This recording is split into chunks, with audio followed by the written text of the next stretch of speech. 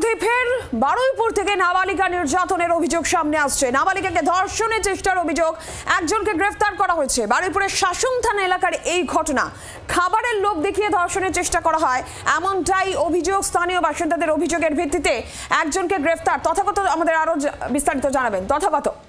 দেখো, একদমই অভিযুক্তকে ইতিমধ্যে বারুইপুর মহকুমা আদালতে পেশ করা হয়েছে। তার বিরুদ্ধে 8 পক্সো ধারায় মামলা রুজু করা হয়েছে।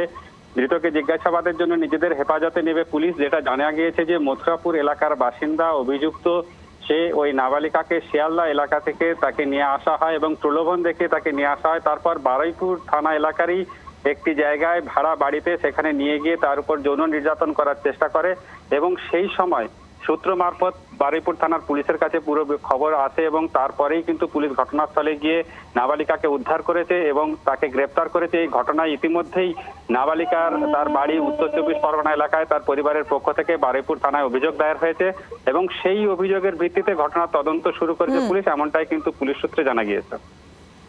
তথাগত, ধন্যবাদ তোমায়।